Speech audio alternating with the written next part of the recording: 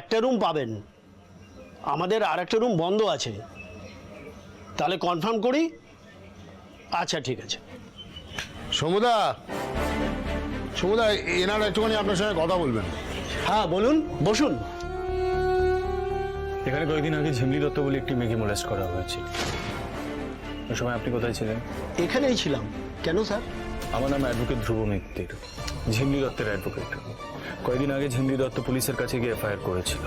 সম্বিত চৌধুরী কখন, কিভাবে, কতজনকে, মানে পার্টির লোকজনকে নিয়ে এখানে এসেছিল ওই দিন, ডিটেলে বলুন। সেদিনকে তো শম্ভুদার সঙ্গে আমিও ছিলাম স্যার। ওই ওনাদের যে লোকজন এসেছিল, ওদের গাড়ি খারাপ হয়ে গিয়েছিল, তো ওরা আমার সঙ্গে গিয়েছিল মেকানিকের কাছে ওই গাড়ি সারাতে।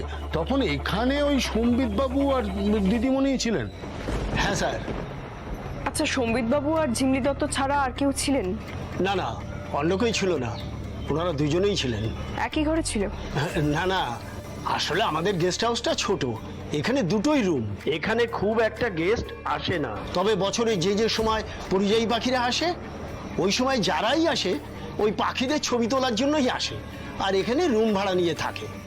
এখন পাখিরা আসে বলে এক ভদ্রলোক ছবি তোলার জন্য এখানে রুম ভাড়া নিয়ে আছেন।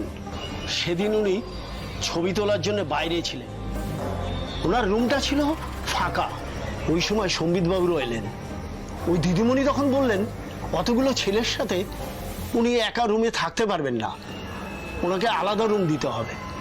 আমি তখন ওই ফটোগ্রাফার বাবুর রুমটা ওই দিদিমণিকেই দিলাম, আর অন্যটা সম্বিতবাবুকে।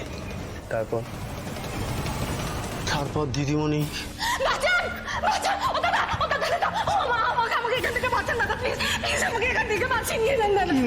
কি হয়েছে ম্যাডাম? সম্বিত আমাকে ওনার ঘরে রেখে জোর করে আমাকে আমাকে এখান থেকে বার করে দিন দাদা, প্লিজ, আমি কলকাতায় যেতে চাই।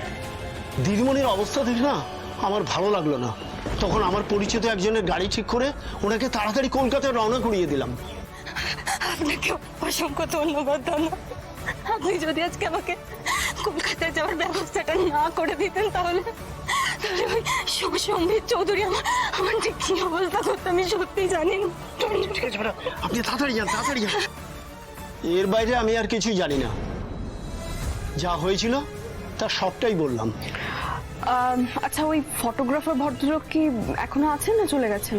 হ্যাঁ হ্যাঁ, উনি এখনো আছেন। ওনার সাথে দেখা করতে হবে, নিয়ে চলুন। চলুন।